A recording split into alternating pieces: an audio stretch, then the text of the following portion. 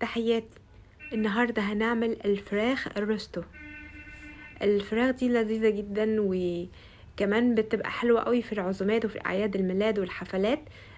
كمان ان هي كمان بتبقى موفرة يعني في اقتصادية.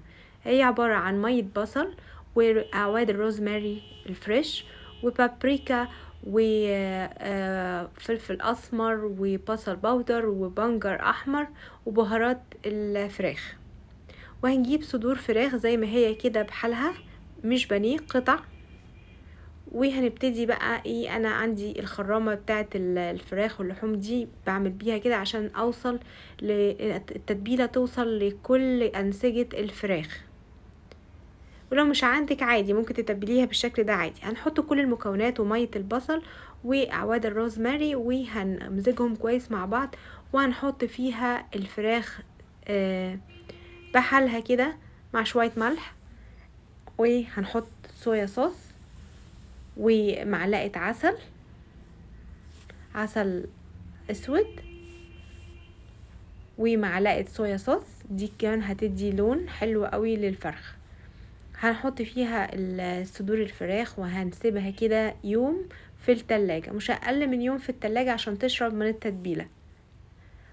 بعد ما خلصناها هنجيبها بقى وهنربطها بخيط. مهم قوي ان احنا نربطها بخيوط كده ونخليها زي اسطوانية الشكل، زي عرق اللحمة، عشان دي هتساعدنا بعد كده في الشكل واحنا بنقطعها. هنجيب بعد كده معلقة زبدة وهنشوح فيها الصدور المتكتفة والمتربطة دي لحد ما تاخد لون مكرمل كده على الجنبين.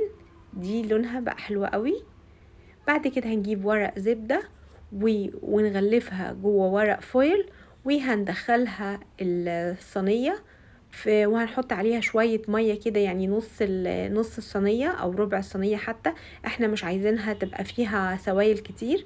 وتقعد تدخل الفرن درجة حرارته 200 او 200 واخر حاجة عندك في الفرن لغاية نص ساعة. وبعد كده بتطلعيها وتسيبيها تبرد قبل ما تفكي الأربطة عشان الأنسجة بتاعتها تبقى ما تتفكش منك. وتجيبي السكينة حامية اهم حاجة عشان ما تتفرولش منك، ممكن تعبك يروح على الفاضي لو السكينة مش حامية.